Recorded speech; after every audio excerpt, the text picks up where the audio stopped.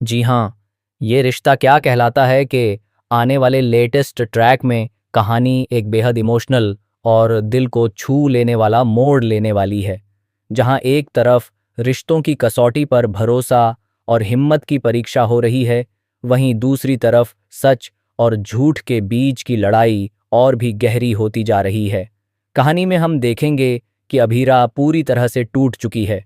वह अंदर से काफी कमजोर महसूस कर रही है और उसका आत्मविश्वास डगमगा चुका है।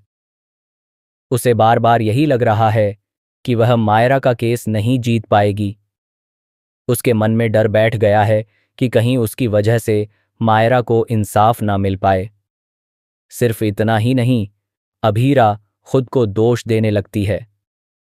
उसे लगता है कि मायरा का केस अपने हाथ में लेना उसकी सबसे बड़ी गलती थी। वह सोचती है कि वह एक अच्छी वकील नहीं है, क्योंकि उसने पिछले 8 सालों से कोर्ट में प्रैक्टिस नहीं की है। इतने लंबे गैप के बाद वह खुद को इस बड़े केस के लायक नहीं समझ पा रही है। अभीरा का यह डर और असुरक्षा उसे अंदर ही अंदर खा रही होती है। वह बार बार यही सोचती है कि अगर अरमान यह केस लड़ेंगे तो शायद मायरा को न्याय मिल सकता है।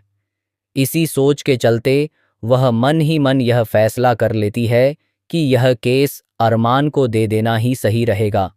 दूसरी तरफ जब यह बात विद्या को पता चलती है तो वह बेहद खुश हो जाती है। उसे लगता है कि अब सब कुछ उसके हिसाब से हो रहा है।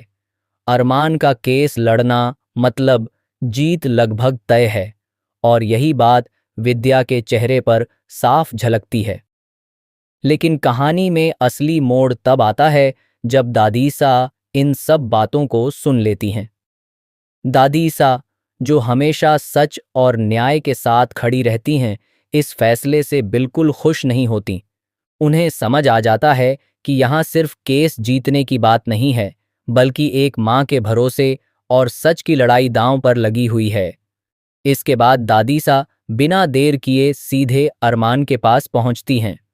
वह अरमान को समझाने की कोशिश करती हैं कि सिर्फ केस जीतना ही सब कुछ नहीं होता, बल्कि यह भी जरूरी है कि जीत सच के साथ हो। उधर अरमान भी मायरा और अभीरा की बातें सुन चुका होता है। उसके मन में भी एक कश्मकश चल रही होती है। एक तरफ वह केस जीतने की जिम्मेदारी समझता है, तो दूसरी तरफ उसे यह भी महसूस होता है कि अभीरा इस केस के लिए सही इंसान है, क्योंकि उसके अंदर सच के लिए लड़ने का जज्बा है।